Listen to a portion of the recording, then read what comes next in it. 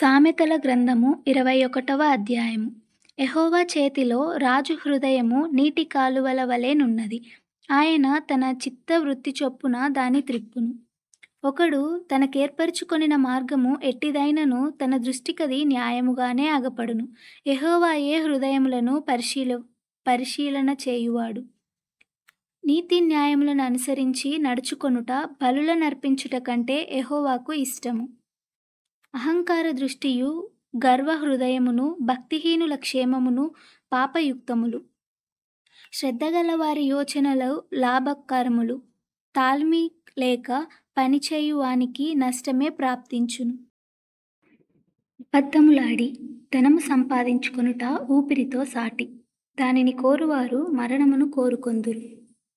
భక్తిహీనులు న్యాయము చేయనొల్లరు. వారు చేయు బలాత్కారము వారిని కొట్టుకొని పోవును. దోషభరితుని మార్గము మిక్కిలి వంకర మార్గము. పవిత్రుల కార్యము యథార్థము. గయ్యాలితో పెద్ద ఇంట నుండుట కంటే మిద్దె మీద నొక మూలకు నివసించుట మేలు. భక్తిహీనుని మనస్సు కీడు చేయగోరును. వాడు తన పొరుగువానికైనను దయతలచడు. అపహాసకుడు దండింపబడుట చూచి జ్ఞానము లేనివాడు జ్ఞానము పొందును. జ్ఞానము గలవాడు ఉపదేశము వలన తెలివి నొందును. నీతిమంతుడైన వాడు భక్తిహీనుని ఇల్లు ఏమైనది కనిపెట్టును. భక్తిహీనులను ఆయన నాశనములో కూల్చును. దరిద్రుల మొర వినక చెవి మూసుకొనువాడు తాను మొరపెట్టునప్పుడు అంగీకరింపబడడు. చాటున ఇచ్చిన బహుమానము కోపమును చల్లార్చును. ఒడిలో నుంచబడిన కానుక మహాక్రోధమును శాంతిపరచును. న్యాయమైన క్రియలు చేయుట నీతిమంతునికి సంతోషకరము. పాపము చేయు వారికి అది భయంకరము. వివేక మార్గము విడిచి తిరుగువాడు ప్రేతల గుంపులో కాపురముండును. సుఖభోగముల యందు వాంఛగల వానికి లేమి కలుగును. ద్రాక్షారసమును నూనెయు వాంఛించు వానికి ఐశ్వర్యము కలుగదు. నీతిమంతుని కొరకు భక్తిహీనులు ప్రాయశ్చిత్తమగుదురు. యథార్థవంతులకు ప్రతిగా విశ్వాసఘాతకులు కూలుదురు. ప్రాణము విసిగించు జగడగొండి దానితో కాపురము చేయుట కంటే అరణ్య భూమిలో నివసించుట మేలు.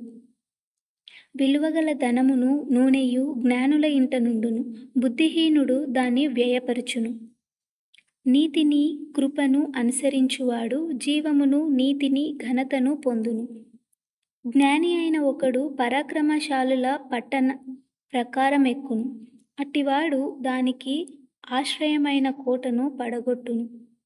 నోటిని నాలుకను భద్రము చేసుకొనువాడు శ్రమల నుండి తన ప్రాణమును కాపాడుకొనును. అహంకారి అయిన గర్విష్ఠునికి అపహాసికుడని పేరు. అట్టివాడు అమిత గర్వముతో ప్రవర్తించును. సోమరి వాని చేతులు పనిచేయనొల్లవు. వాని ఇచ్చ వాని చంపును. దినమెల్ల ఆశలు పుట్టించుచుండును. నీతిమంతుడు వెనుకతీయక ఇచ్చుచుండును.